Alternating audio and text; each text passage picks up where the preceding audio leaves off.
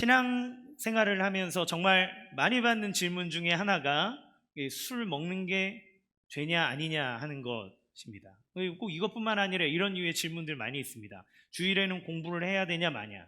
제가 어렸을 때는 주일날 뭐 사면 안 됐거든요. 돈을 쓰는 게 되냐 안 되냐 이런 것들 말이죠. 근데 사실 이런 논란은 그렇게 크게 중요하지도 않다고 생각이 됩니다. 왜냐하면 이것을 가지고 논란을 만드는 것은 대부분 하고 싶은데 하고자 하는 근거를 찾기 위한 몸부림일 것이기 때문에 그래요.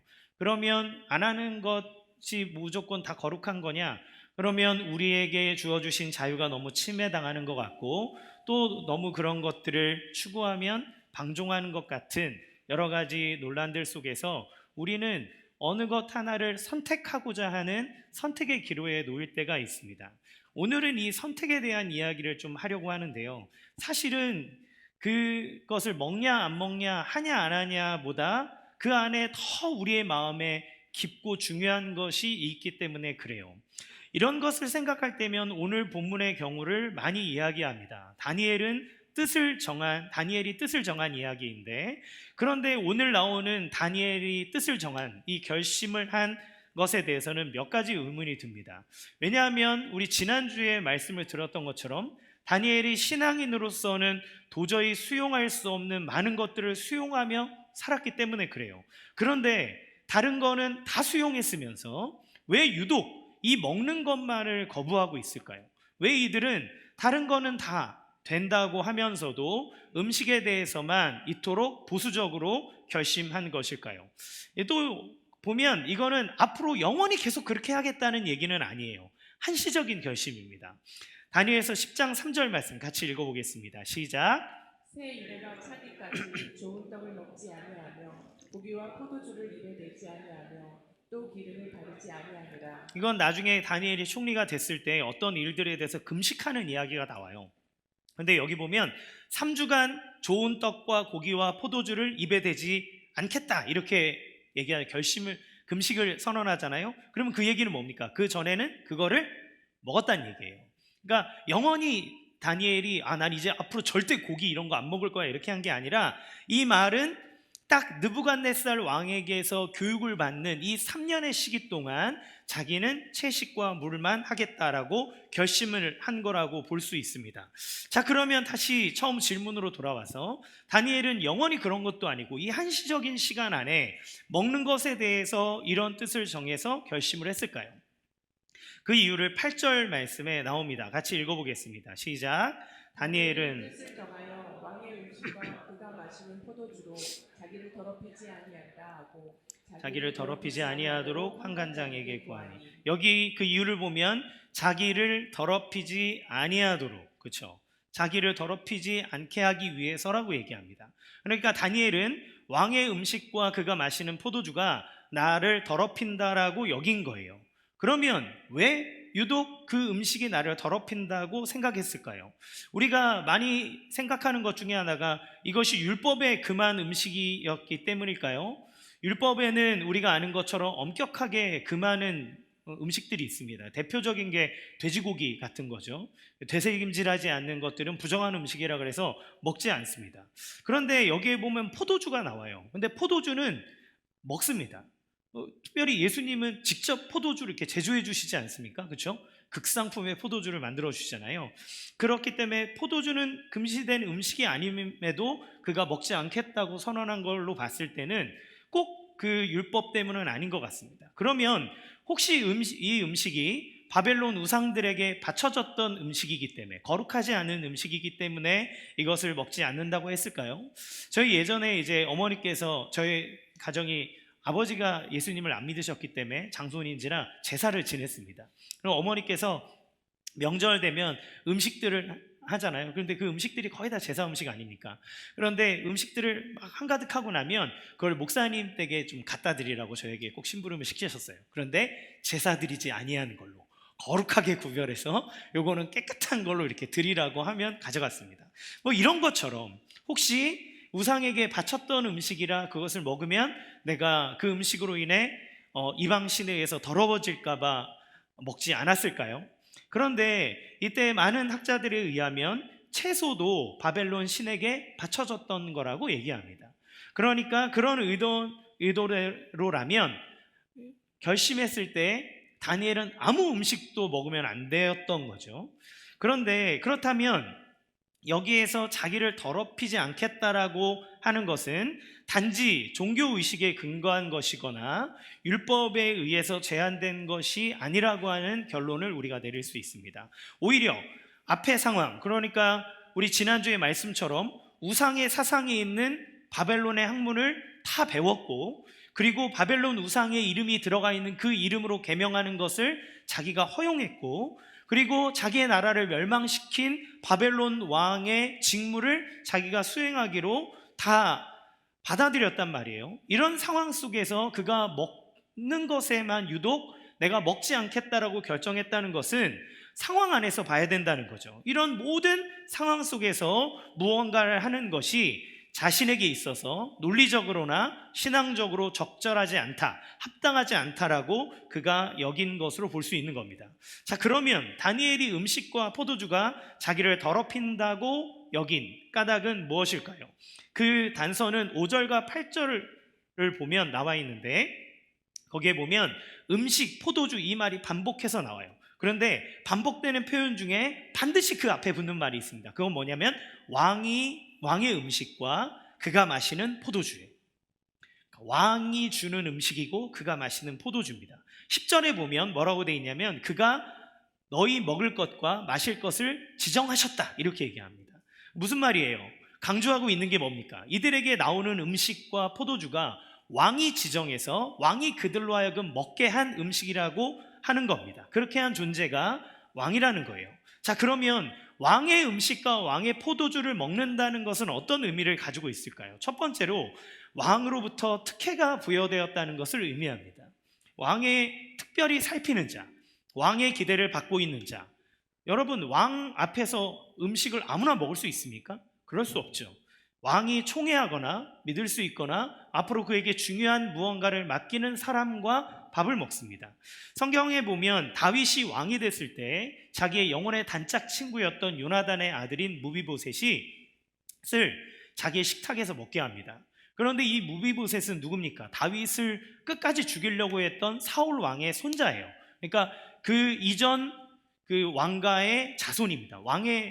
왕족인 거죠. 그러면 보통 그 왕족을 이렇게 처단하거나 없애야 되는데, 다윗이 그 몰락한 왕족이었던 후손을 데려다가 자기 식탁에서 함께 밥을 먹게 하는 거예요. 그 이야기는 뭡니까? 얘를 건들지 말아라. 얘는 내 보호와 나의 특별한 관심 속에서 있는 사람이니까 함부로 대하지 말라고 얘기하는 거죠. 그게 밖으로 보여지는 겁니다. 두 번째, 왕의 음식과 포도주를 먹는다는 것은 왕이 너희를 주목해서 보고 있다는 얘기예요. 너희를 집중해서 살피고 있다. 너희를 주시하고 있다. 따라서 너희는 왕이 너의 모든 생사를 주관하는 사람이라는 것을 알아야 된다. 너에게 음식을 주고 너의 필요를 채워주는 것은 왕이다. 그런데 그 왕이 너를 주시하고 있다. 왜? 왕이 그 음식을 줌으로써 너희는 그 왕에게 충성해야 되는 존재이기 때문에 그렇다는 거예요. 너희는 왕을 위해서 너의 몸과 마음과 생명을 다해서 충성을 다 바쳐야 된다는 것을 의미합니다. 여러분, 이스라엘이 극도로 타락했던 시기의 왕비인 이세벨이 자신이 부리는 바알과 아세라 선지자들에 대해서 성경은 이렇게 얘기합니다. 열왕기상 18장 19절 같이 읽어보겠습니다. 시작. 그런즉 사람을 보내온 이스라엘과 이세벨의 상에서 먹는 바알의 선지자 450명과 아세라의 선지자 400명을 갈멜산으로 모아 내게로 나오게 하소서. 아멘. 이게 무슨 의미입니까? 여기 보면 이세벨의 상에서 먹는 바알과 아세라의 선지자, 이 얘기는 뭐예요? 이 바알과 아세라의 선지자들이 이세벨 여왕의 그 왕비의 비호 아래에서 보호받는 존재라고 하는 것을 보여주는 겁니다. 그는 보장된 사람들이죠. 뿐만 아니라 역설적으로 그녀의 보호를 받고 있다는 것은 그들이 어떤 종교 행위와 어떤 일들을 하는 것에 있어서 왕비가 원하는 바를, 그 왕비를 위해서 무언가를 해야 되는 존재로서 그에게 먹을 것을 부여받고 그의 비호를 받는 존재라는 것을 알게 되는 거예요. 여러분, 권력에 가까이 간다는 것은 이런 겁니다. 그러니까 내가 권력 더 다가가기 위해서는 그에게 나의 무언가를 다 내어 주어야 돼요.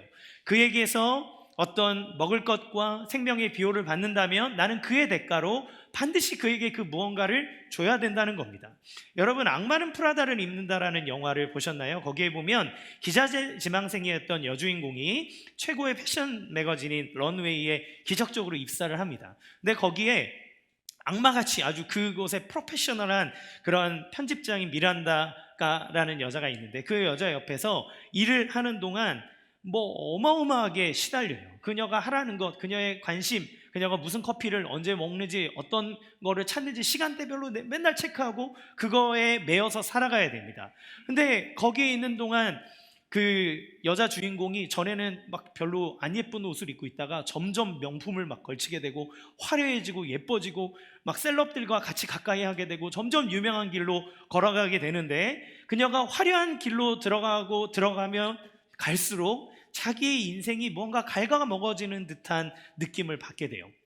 마지막에는 그녀는 주인공은 그 여자를 떠나고 자기가 원하는 다시 그 기자의 삶을 살아가는 것을 보게 되죠.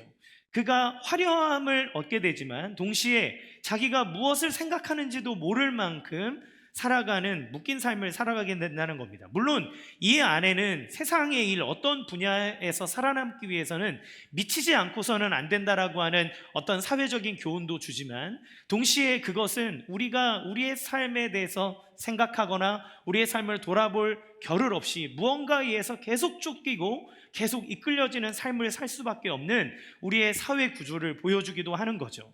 여러분, 권력에 가까이 가면 그가 원하는 것을 해야 됩니다. 대표적으로 2차 세계대전 당시에 독일에 있었던 나치에 충성한 교회들은 히틀러가 말하는 대로 설교하고 히틀러가 원하는 대로, 나치가 원하는 대로 사람들에게 성경을 가르쳤습니다. 하나님이 아니라 그 권력의 원하는 대로 말씀을 바꿔가는 거죠. 이렇게 그 누군가가 우리의 생명을, 우리의 삶을 주관한다고 생각하고 그 권력을 갈망하고 사랑하게 되면 우리는 그가 원하는 대로 우리의 삶을 맞춰 살아갈 수밖에 없는 겁니다. 자, 그러면 이런 사실로 미루어 보았을 때 다니엘이 왕의 음식과 왕이 마시는 포도주를 거부한 이유는 단지 이 음식을 먹는 게 죄냐 아니냐라고 하는 부분이 아니라는 거예요. 더 근본적인 도전을 하고 있는 겁니다. 무엇입니까? 다니엘과 친구들은 음식을 위해서, 나의 생명을 위해서 지금 이 바벨론의 왕인 느부갓네살이 아니라 하나님을 의존하고 있다는 것을 끊임없이 생각하고 그것을 표현하기 위해서 이 결단을 내렸다는 거예요. 비록 내 자신이 포로일지언정, 그리고 하나님의 말씀에 따라 내가 너희의 학문을 배우고 그 이름을 갖고 그 왕과 그 나라를 축복하며 열심히 살아가지만, 그러나 내가 한 가지 믿는 것이 있는데 그것은 이 모든 역사를 주관하시는 분이 하나님이시고 나는 그 하나님께 순종하며 그 하나님을 따르는 삶을 살겠다라는 선언이 바로 이 결단을 통해서 나오게 된다는 겁니다. 이들의 결정은 하나님이 나의 삶을 주관하는 주관자시다, 그리고 모든 역사를 이끄는 분이시다라고 하는 것에 자기의 인생을 걸었다는 거예요. 이 말씀에 대해서 노진주 목사님은 이 부분이 주는 질문에 대해서 이렇게 얘기합니다. 역사를 주관하는 자가 누구이냐 하는 것과 누가 이 사실을 인식하면서 살고 있는가라는 질문이라고 얘기했고, 인문학은 성경을 어떻게 만나는가의 저자인 박양규 목사님은 성전, 율법의 관행에서 분리되어 있는 현실, 그러니까 이스라엘이라는 나라와 성전에 더 이상 있을 수 없는 유대인들이잖아요. 바벨론으로 넘어온 이들이 그 율법의 관행에서 분리되어 있고 성전에서 분리되어 있는 현실 속에서 하나님은 과연 우리와 함께하고 계시는가, 그리고 그런 세상 속에서 우리는 여전히 거룩한 하나님의 백성인가 라고 하는 질문에 대한 답이라고 얘기를 했어요. 신앙을 가지고 있지만, 저는 이 말이 신앙을 가지고 있지만 정말 내 인생의 주관자, 모든 세상의 역사를 이끌어 가시는 분이 하나님이신 것을 인식하고 살아가고 있느냐라고 하는 것에 대한 답이라는 겁니다. 여러분, 신앙생활이 무엇입니까? 우리가 신앙이라고 하는 건 그 무언가 절대자가 있다는 것을 알고 그걸 믿는 거예요. 그렇죠? 그렇다면 신앙이라고 하는 건 내 소원을 받아내기 위해서 존재하는 게 아니라 나를 주관하고 나를 다스리는 그 어떤 분이 계시다면 그에게 나의 인생을 맡길 것이냐 말 것이냐에 대한 대답입니다. 우리가 하나님이 살아계시고 하나님이 내 삶에 역사하시는 분이라고 하는 걸 안다면 나의 인생의 즐거움과 나의 문제와 내가 해결할 수 없는 그 모든 것, 그리고 나의 인생의 모든 것을 하나님에게 의탁하고 맡길 것이냐 말 것이냐라고 하는 것에 대한 답인 거죠. 따라서 이런 것을 단지 기독교인은 술 먹으면 되냐 안 되냐, 주일에 공부하면 되냐 안 되냐, 오락은 성경적이냐 아니냐, 하는 게 성경적이냐 아니냐, 이런 행위와 어떤 성문화된 것을 지키냐 안 지키냐를 가지고 논하는 것이 아니라는 겁니다. 오히려 더 큰 개념을 가지고 있는 거예요. 여러분, 율법은 어떤 행위를 얘기합니다. 간음하지 말아라, 도적질하지 말아라, 형제를 향해서 살인하지 말아라. 그런데 예수님은 뭐라고 얘기하십니까? 너희가 형제를 들여서 행위로, 율법은 행위만 안 하면 살인을 안 한 거지만 예수님은 너의 마음속에 그를 향하여 죽이고 싶다라는 마음을 품었냐? 너는 이미 마음에서부터 살인한 거다.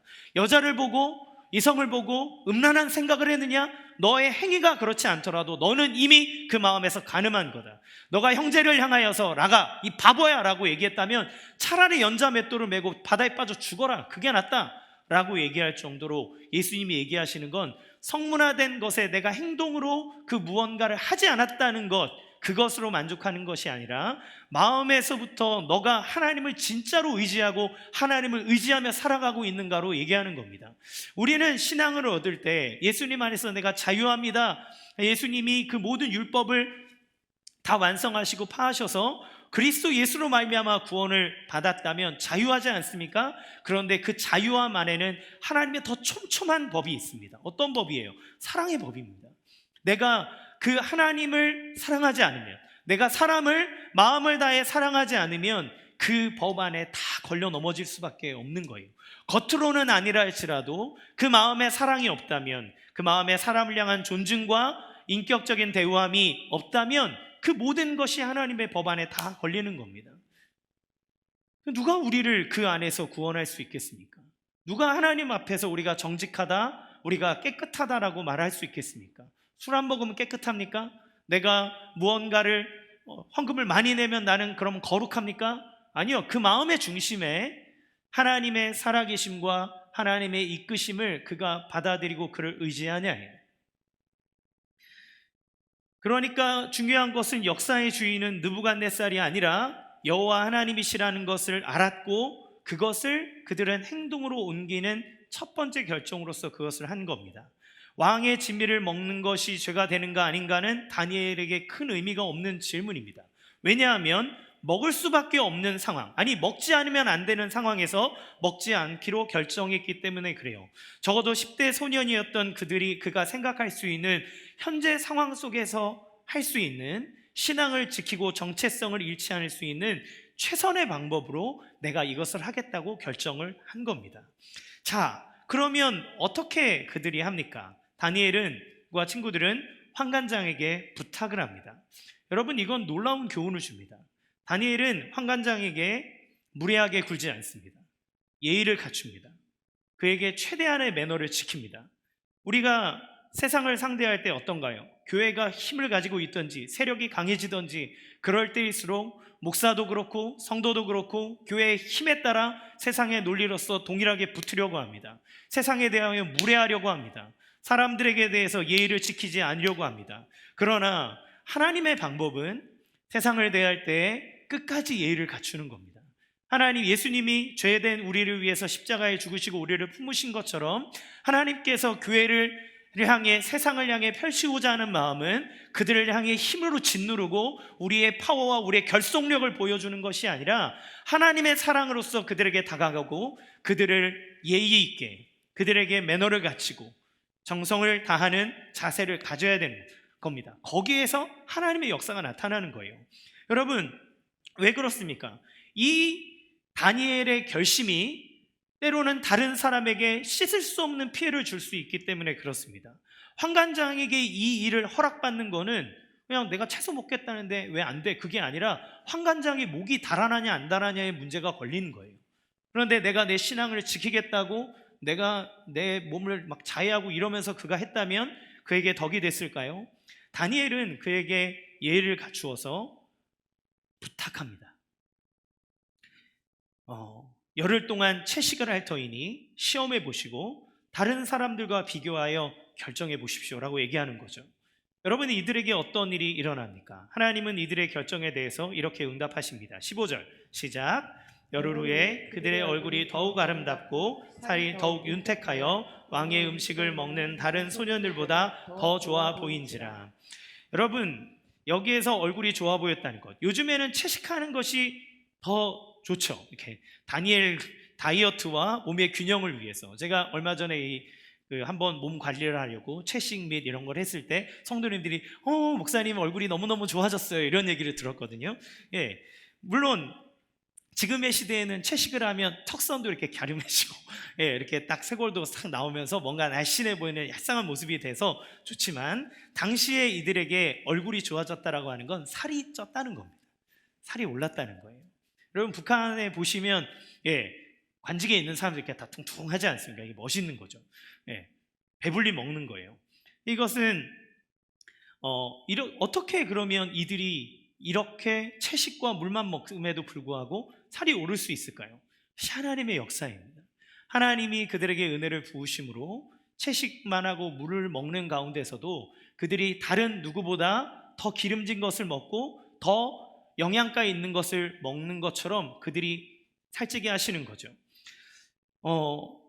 따라서 하나님의 명령에 따라 왕과 그의 나라를 위해 일하지만, 그러나 엄연히 나의 생명을 주관하고 다스리는 분은 하나님이라는 것을 생각하고 이 행위를 했던 다니엘을 통해 하나님은 당신의 신실함과 은혜의 역사를 보여주고 계심을 우리는 이 말씀을 통해 볼 수 있습니다. 자, 그러면 하나님은 이런 다니엘과 친구들의 모습, 결단과 하나님의 응답을 통해서 우리 시대에 어떤 메시지를 던져주고 계실까요?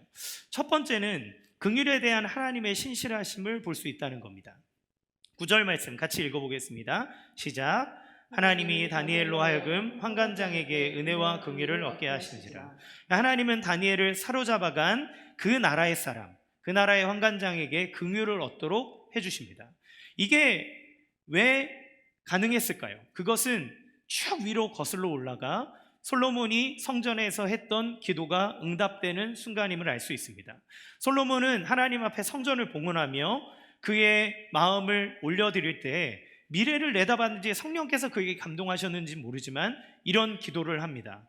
열왕기상 8장 50절 같이 읽겠습니다. 시작. 주께 범죄한 백성을 용서하시며 주께 범한 그 모든 허물을 사하시고 그들을 사로잡아간 자 앞에서 그들로 불쌍히 여김을 얻게 하사 그 사람들로 그들을 불쌍히 여기게 하옵소서. 솔로몬은 성전을 봉헌하며 기도할 때 하나님, 이곳에서 예배하는 우리의 예배를 받으시고 하나님의 축복을 더하여 주십시오. 주님, 혹시 우리들이 하나님 앞에 범죄할 때 하나님의 징계를 받더라도 우리가 주님 앞에 돌이키고 회개하면 우리의 회개를 받으사 우리에게 다시 우리를 품어 안아주옵소서. 우리가 계속 범죄하여서 혹시 누군가에게 침략을 받고 하나님의 징계를 받아 포로로 잡혀가는 일이 일어나게 된다면 주님, 그때라도 긍휼을 잃지 마시고 우리로 하여금 우리를 사로잡아간 그 나라의 사람으로 긍휼함을 얻도록 주님 도와주십시오라고 솔로몬이 기도합니다. 여러분, 하나님은 이 기도를 기억하시는 거예요. 이 기도를 기억하고 정확히 환관장이라고 하는 왕의 직속 그 관리로부터 왕의 명령을 거부하면서까지 다니엘에게 호의를 베푸는 긍휼함을 얻도록 해주십니다. 여러분, 이것이 하나님의 은혜예요. 왜냐하면 환관장은 그 어떤 이유를 들어서라도 왕의 명령을 거부하고 자기의 생명과 자기의 관직을 다 걸어서 그들의 요구를 들어줄 하등의 이유가 없기 때문에 그렇습니다. 왜 그가 그것을 했을까요? 하나님이 이 솔로몬의 기도를 기억하사 그로 하여금 그들에게 긍휼을 베풀도록 하신 겁니다. 여러분, 인생을 살아가며 우리가 기도하고 쌓아놨던 그 모든 것들을 하나님은 잊지 않으세요. 여러분이 기도할 때 그 기도가 당장 응답되지 않거나 뭔가 풀리지 않는 것 같을 때가 있지 않습니까? 그것은 하나님이 잊은 것이 아닙니다. 하나님은 그 타이밍을 보시는 거예요. 우리가 잊었을지라도 솔로몬은 거의 다윗 그 다음에 2대째 왕 아닙니까? 그런데 그 솔로몬이 했던 기도가, 왕국의 초창기에 했던 기도가 나라가 멸망한 이 순간에 하나님께서 그 기도를 들으사 이들에게 긍휼을 베풀게 하신 것처럼 여러분의 기도는 하나도 땅에 떨어지지 않습니다. 하나님이 그것을 품으시고 기억하시며 그것이 이루어지도록 하는 거죠. 여러분들이 가족의 구원을 위해서, 여러분의 자녀를 위해서 눈물을 흘리며 기도하는 기도가 당장 무언가가 보이지 않는다 할지라도 하나님은 기억하세요. 그것을 반드시 이루시는 하나님이라는 것을 기억하시기 바랍니다. 또한 하나님은 그들이 채소와 물만으로 살이 찌도록 앞에 자신의 마음과 삶을 드린 다니엘과 그 친구들에게 그들이 하나님을 향해 이루었던 서약을 지킬 수 있도록 길을 열어주시는 겁니다. 누구를 통해서요? 환관장의 호의를 통해서, 그의 긍휼하심을 얻는 것을 통해서 그들의 결심이 무너지지 않도록 이루어주시는 거죠. 그러면 이 다니엘과 세 친구처럼 하나님이 우리에게 끝까지 신실하신 이 긍휼하심과 은혜와 능력을 경험하기 위해서는 우리가 어떻게 해야 될까요? 두 번째입니다. 작은 결단을 통해서 역사하시는 하나님의 신실하심을 매일의 삶 가운데 경험할 수 있다는 겁니다. 다니엘과 세 친구가 언제 하나님의 신실하심, 하나님의 인도하심, 하나님의 역사하심을 경험할 수 있었습니까? 그들이 하나님께 결단하여 자기의 인생을 맡겼을 때입니다. 그때 하나님의 자비와 긍휼하심, 신실하심을 경험할 수 있는 거예요. 전혀 상관없던 환관장이 나에게 호의를 베풀어주는 그 놀라운 은혜를, 내가 채식만 먹었는데도 불구하고 내 살이 오르는 기적 같은 일을 이들이 경험할 수 있었다는 겁니다. 언제요? 그가 결단했을 때. 여기에 다른 많은 유대 소년들이 있었습니다. 다니엘과 세 친구 4명만 잡혀온 게 아니죠. 그러나 그들은 스스로가 하나님이 어떻게 신실하신지, 하나님이 이 삶의 삶 가운데 어떻게 역사하시는지 경험할 수 없었어요. 그들은 맛볼 수 없었습니다. 왜 그렇습니까? 결단하지 않았기 때문에 그래요. 그들이 하나님의 능력과 은혜를 받겠노라고 결단하지 않았기에, 하나님께 맡기지 않았기에 그들은 경험할 수 없습니다. 여러분, 그러나 이 작은 결단이 어찌 보면 너무나 다니엘의 작은 이 경험이 보잘것없어 보일 수 있을지도 모릅니다. 내가 하는 행동이 너무 작아서 이거 하나 됐다고 뭐 세상이 바뀌나? 이거 하나 했다고 내 인생이 다 바뀌나? 라고 하는 그러한 허무한 마음도 들지도 모릅니다. 여러분, 생각해 보십시오. 지금 민족이 망해가고 있고 이제 내가 포로로 잡혀와 있는 현실이고 많은 동족들은 고통 속에 있는 이 상황 속에서 내가 열흘 동안 채식 먹고 얼굴 좋아진 게 뭐 얼마나 대단한 일이 되겠습니까? 이게 이스라엘을 구하는 일에 뭐 큰 밑바탕이 되겠습니까? 그것이 자랑할 만큼 대단한 일입니까? 아니죠. 별것 아닙니다. 그런데 이것은 너무나 큰 메시지를 던져줍니다. 왜요? 우리가 비록 범죄함으로 말미암아 하나님께로부터 끊쳐져서 떨어져서 사망의 음침한 골짜기를 다니는 그 순간이라 할지라도 하나님이 우리를 버리지 아니하고 우리와 함께하고 있구나라고 하는 것을 그들이 믿음으로 경험할 수 있고 체험할 수 있다는 데 있습니다. 다윗은 늘 하나님이 나의 목자요 나의 인도하는 분이라고 얘기하며 시편 23편에 내가 사망의 음침한 골짜기를 지나가도 내가 두려워하지 않을 수 있는 이유는 주님이 나와 함께 하신다고 고백했어요. 여러분, 이 작은 승리를 맛보는 것을 통해 내 인생에 고난과 역경이 있다 할지라도 그 가운데서도 하나님이 나와 함께하고 계시고 나를 도우시는 분이라는 것을 우리는 보고 경험하고 믿을 수 있는 겁니다. 여러분, 이 작은 승리가 쌓여서 또한 큰 일 속에서도 좌절하지 않고 승리하는 신앙을 갖게 되는 거예요. 다윗이 골리앗과 싸우러 나갈 때 다들 말립니다. 형들은 다윗에게 얘기하기를 야, 너 쓸데없는 짓 하지 말고 빨리 아버지한테 가서 네 할 일 해. 너 양이나 쳐. 이렇게 얘기를 해요. 사울에게 갔더니 사울이 정말 걱정하면서 얘기해 줍니다. 야, 너는 소년이고 저 골리앗은 군대에서 잔뼈가 굵은 용사다. 싸움꾼이야. 너가 이길 수 있는 상대가 아니야. 가망 없다. 이렇게 얘기해요.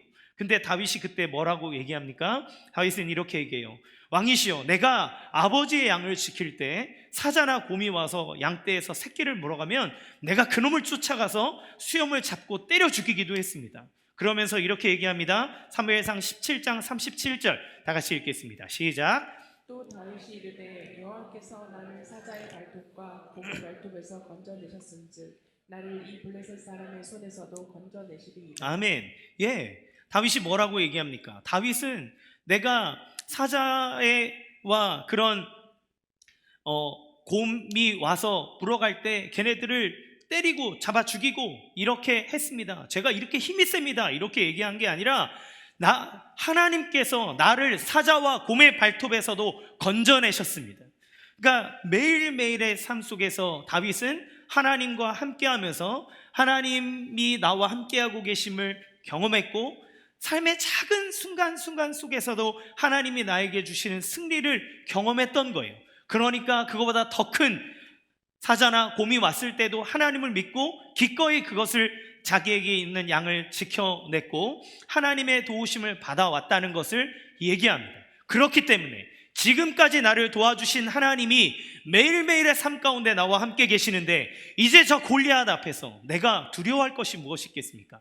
그 하나님이 나를 도와주실 것입니다.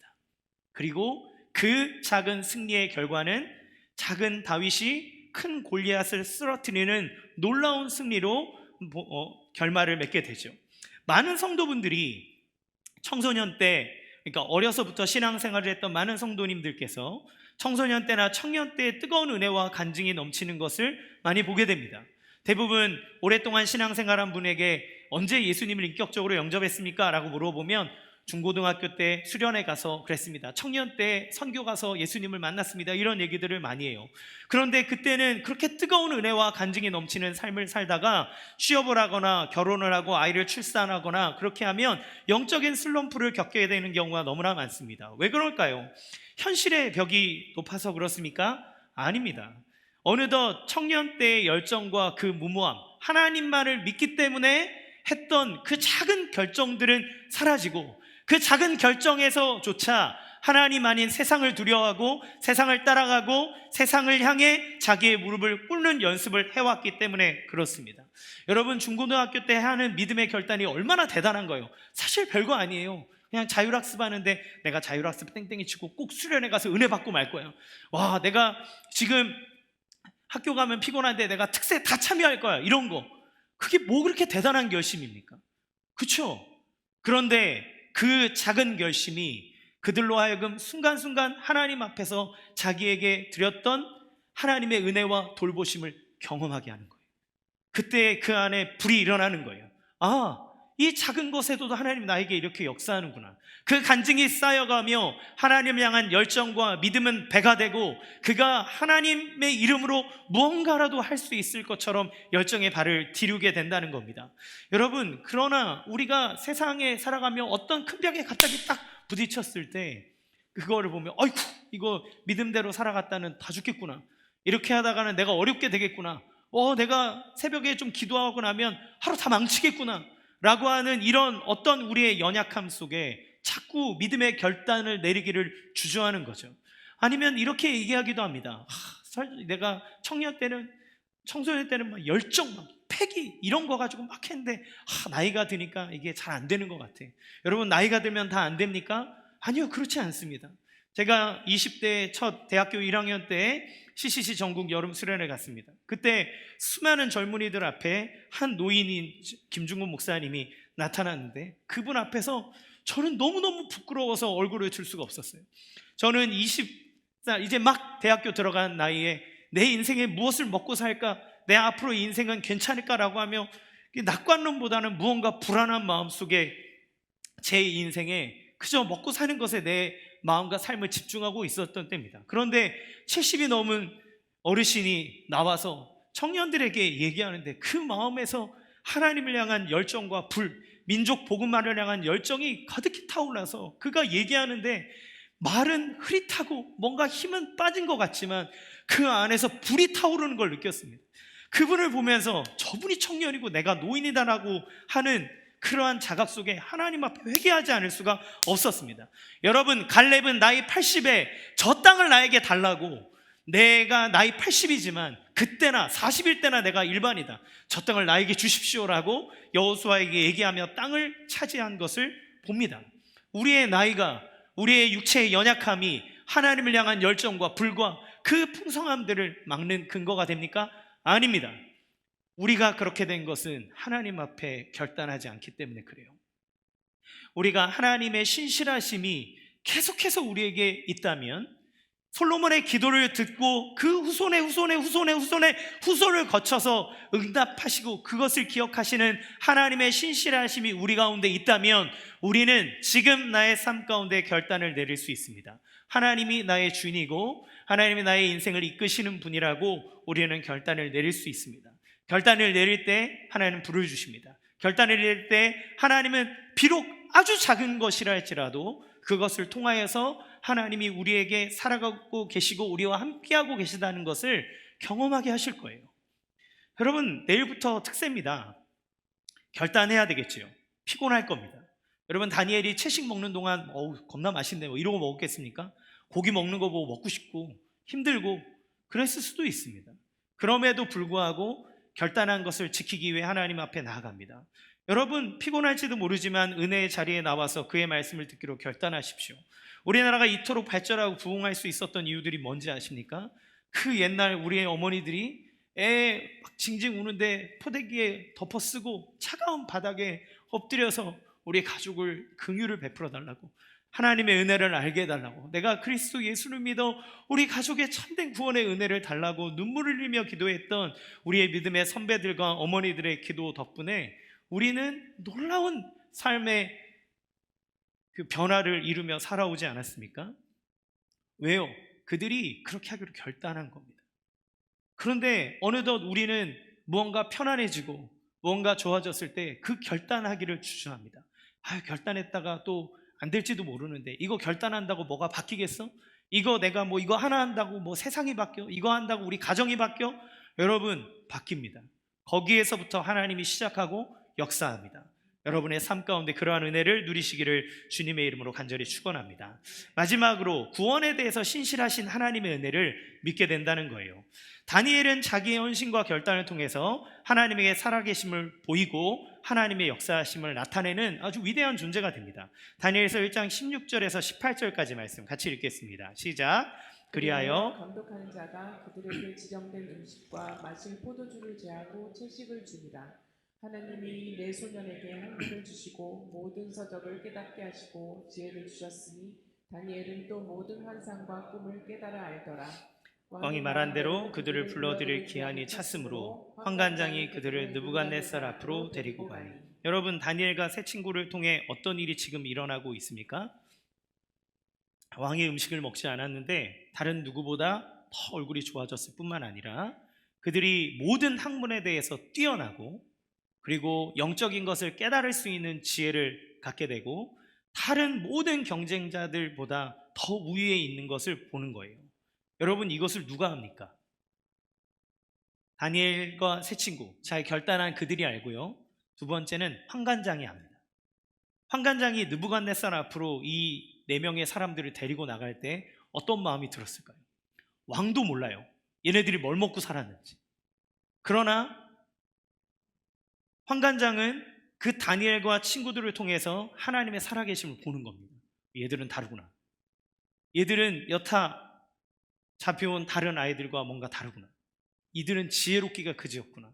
그런데 이들이 믿는 그 하나님은 진짜 이들 가운데 살아있구나.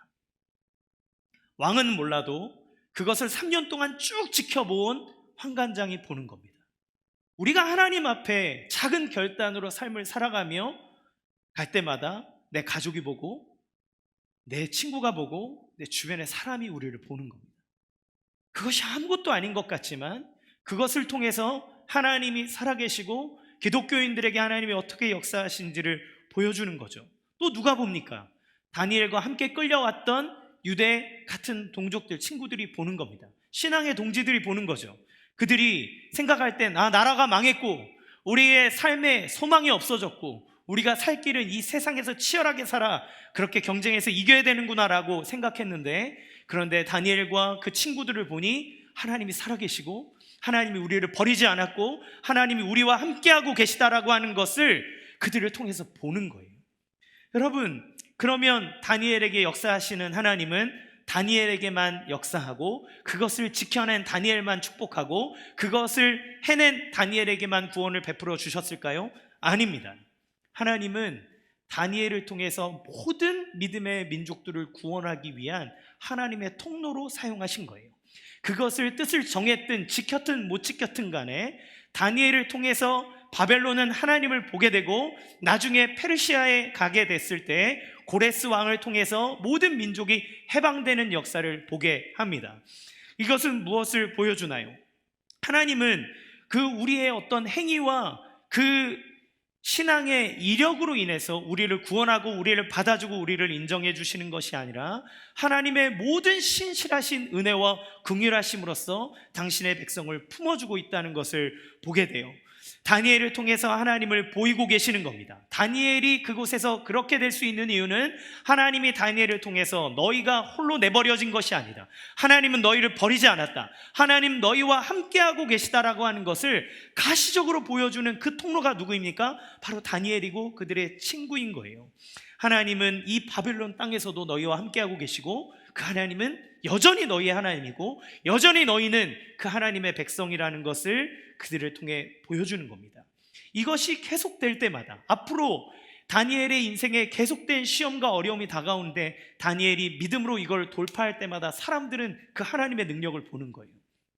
하나님의 은혜를 보는 겁니다. 여러분, 이것이 하나의 믿음의 백성들에게 나타나는 복음입니다. 복음의 소식은 좋은 소식이죠.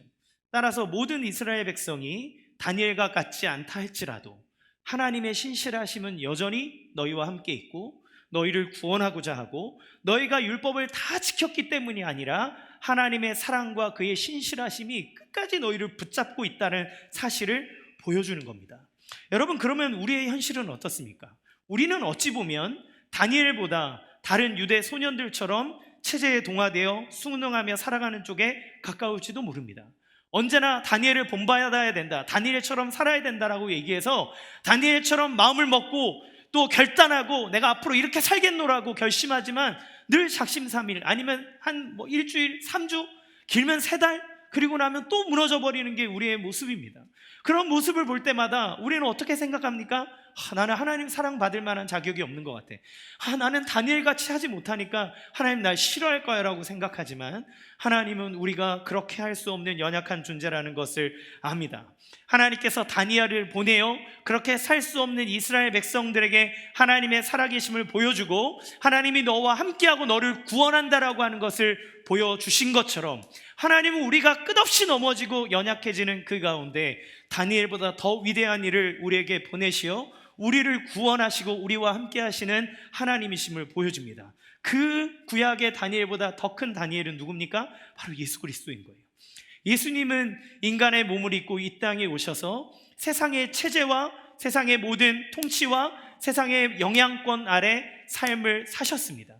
인간이 하나님이시지만 인간으로서 배고파야 하셨고 그들의 체제에 대해서 부딪히셔야 하셨고 모든 인생의 삶의 역경들, 유혹들을 다 받아내셔야 했습니다. 그러나 그 예수님은 율법이 정한 그 모든 법을 다 지켜내심으로써 그가 하나님이 보내신 구원자로서의 뜻을 정하여 십자가에 달리시기까지 하나님께 신실하심으로써 우리에게 우리를 구원하는 하나님의 구원자로 세워주셨고 예수님의 또 다른 이름인 임마누엘인 것처럼 예수님의 이름 안에 있을 때 하나님이 우리와 늘 함께하고 계시다는 것을 그 예수님을 통해 보여주시는 거죠. 그 예수님에 볼 때 우리는 마치 다니엘을 보고 이스라엘 백성들이 하나님이 우리와 함께하는구나, 하나님 우리를 버리지 않는구나, 하나님이 이렇게 역사하시는구나 라고 하는 것을 보는 것처럼 우리는 이제 우리를 구원하사 우리를 위하여 십자가에 죽으시고 부활하여 우리를 구원하시는 그 예수 그리스도의 은혜 아래서 하나님의 살아계심과 우리를 향한 신실하심과 우리를 버리지 아니하시고 끝까지 구원하시는 주님의 은혜를 믿을 수 있는 겁니다. 그래서 넘어져도 회개의 자리에 나갈 수 있고 다시 결단할 수 있는 거예요. 결론을 맺겠습니다. 사랑하는 성도 여러분, 하나님이 이토록 우리를 향해 영원한 신실하심을 보여주고 계신다면 우리는 다니엘처럼 결단할 수 있습니다. 이 결단은 나의 신실함과 내가 하나님 앞에 이만큼 할 수 있습니다, 그러니까 날 받아주세요 라고 하는 근거로서의 결단이 아니라 하나님의 신실하심이 우리 가운데 계속 쏟아내리고 하나님의 은혜가 계속 주어지고 있는 상황 중에 그 은혜를 받기 위해 마음을 여는 것과 마찬가지예요. 비가 아무리 내려도 마음의 그릇에 뚜껑을 닫고 있으면 아무 물이 차지 않는 것처럼 하나님의 은혜의 단비가 내리고 우리의 삶을 향해 수많은 역사함을 위하여 하나님의 긍휼함과 신실함이 부어지고 있다 하여도 우리의 마음을 열어 하나님의 은혜를 받아들이기로, 하나님이 우리의 구원자요 우리의 삶의 주관자이기로 결단하여 여러분의 마음의 문을 열지 않으면 아무 일도 일어날 수 없는 겁니다. 그 안에 어떤 간증도 말할 수 없는 거예요. 그러기에 우리는 결단해야 됩니다. 혹시 결단하고 실패하셨습니까? 그래도 하셔야 됩니다. 우리가 해야만 합니다. 넘어져도 괜찮습니다. 오늘 결단하고 내일 넘어지고 내일 다시 결단해도 괜찮습니다. 그것이 우리의 신실함이 아니라 하나님의 신실함을 붙잡고 그리고 이 세상 가운데 하나님의 은혜와 능력을 경험하는 그리스도인의 삶의 자세인 거예요. 이 작은 것이 무슨 의미가 있겠냐고 생각이 드십니까? 그러나 의미가 있습니다. 여러분이 하는 그 작은 행위, 아무도 몰라주고 여러분 혼자만 알고 있다 할지라도 하나님은 그 마음을 보시는 거예요. 그 마음을 통해서 하나님이 역사하시는 거예요. 하나님은 그 마음을 잡고 여러분이 보리떡 5개, 물고기 5마리 같은 작은 것이라도 하나님 앞에 내 삶에 결단하여 드릴 때 하나님은 그것을 통해 놀랍도록 역사하시는 은혜를 주실 줄로 믿습니다. 왜냐하면 끝까지 우리를 품으시는 그리스도 예수의 구원의 은혜가 있기 때문입니다. 실패해도 은혜의 보좌 앞으로 나가십시오. 결단하십시오. 기도하십시오.